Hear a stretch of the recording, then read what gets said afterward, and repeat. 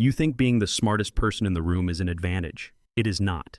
It is the most expensive blind spot in your entire life, and it is quietly costing you more than any financial mistake you have ever made. The intelligence you are so proud of, the thing that got you through school, that got you the promotion, that makes you feel 2 steps ahead of everyone else. That same intelligence is the reason you are stuck. Here is what nobody tells you about being smart. Intelligence creates a closed loop, and closed loops do not feel like traps. They feel like competence.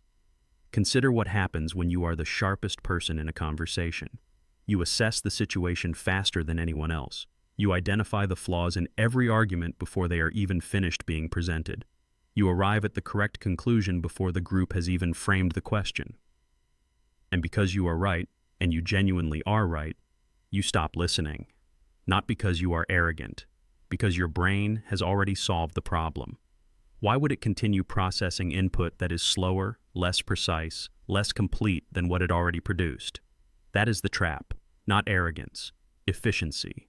Your brain is an optimization machine. It is designed to conserve energy. When it detects that it has arrived at a correct answer, it shuts down the input channels. It stops scanning for alternative perspectives. It stops considering that it might be wrong.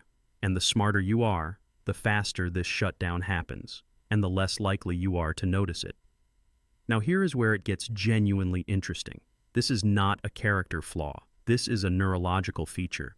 The brain does not distinguish between "I am right" and "I no longer need to think about this." To your prefrontal cortex, those 2 statements are identical.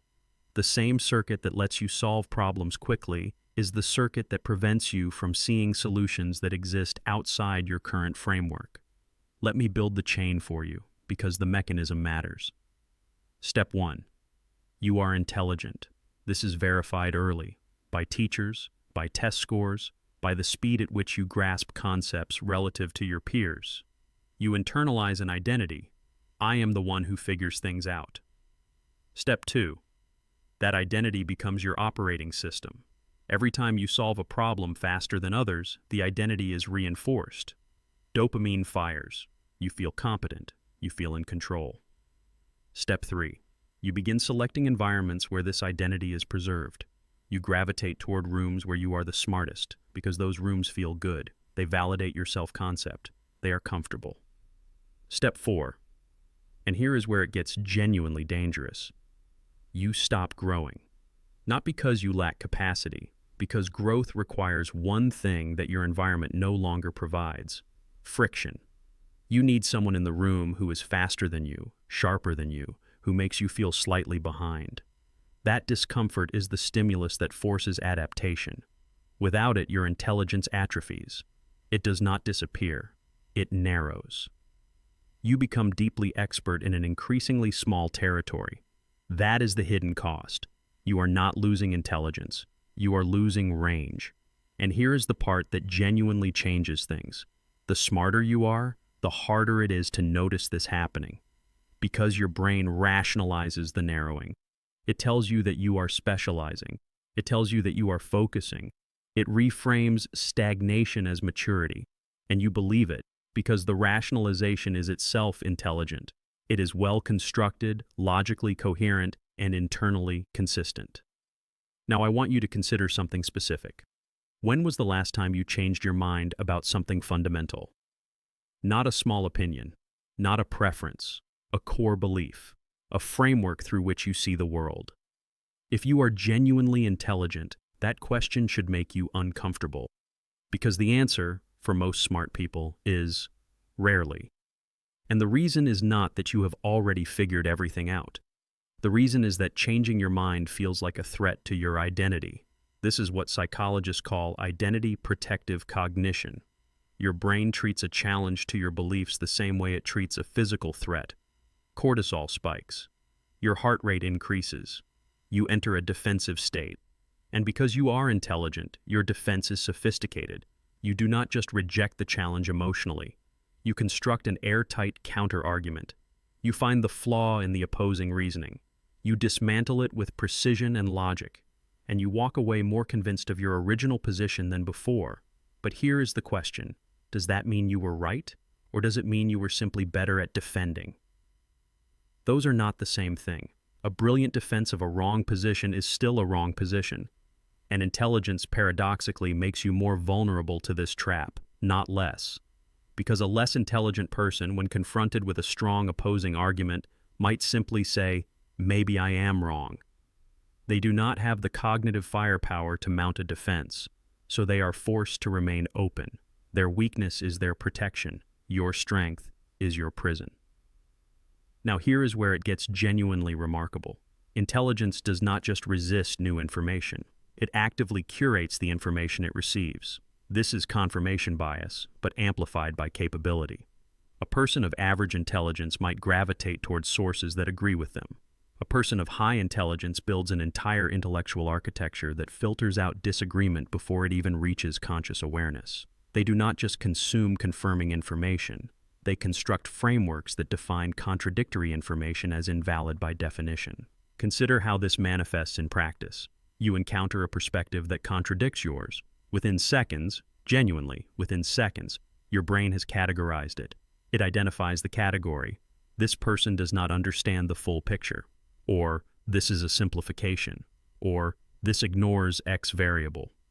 The categorization happens before you have actually engaged with the substance of the argument. You have already dismissed it. But because the categorization is logical, because it references a real gap or limitation, you believe you have evaluated it fairly. You have not. You have simply built a more sophisticated wall. And this is where it becomes financially relevant, because in markets, in business, in career decisions, the person who can most effectively rationalize holding a losing position is the person who holds it the longest. Intelligence does not protect you from bad decisions. It makes you better at justifying them. And the longer you justify, the more expensive the correction. That is the irony. The same cognitive ability that lets you see patterns before others do also lets you see patterns that are not there and defend them with absolute conviction. Before I break down the specific mechanism that traps smart people in this loop, and more importantly, how to break it, I want you to think about someone who needs to hear this. Not for you, for them. The friend, the colleague, the family member who is brilliant and stuck. Share this video with them, not because it proves them wrong, but because it might be the first framing that actually makes sense to them. Now here is the part that genuinely changes things. You cannot solve this problem with awareness. Knowing about the intelligence trap does not exempt you from it. In fact, awareness can make it worse, because now your brain has a new category.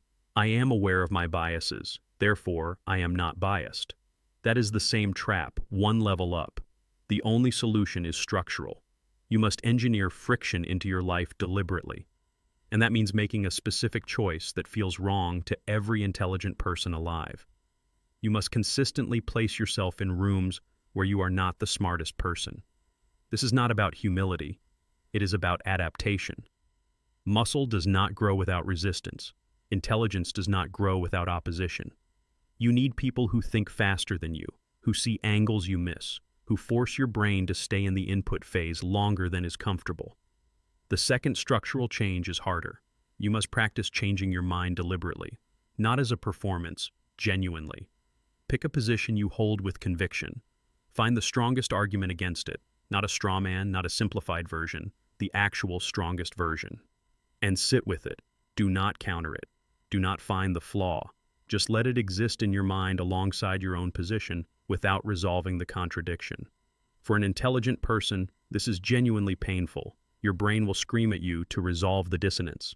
It will flood you with counterarguments. It will manufacture urgency to dismiss the opposing view. That feeling, that discomfort, that is the sensation of growth. It is the cognitive equivalent of muscle fiber tearing under load so it can rebuild stronger.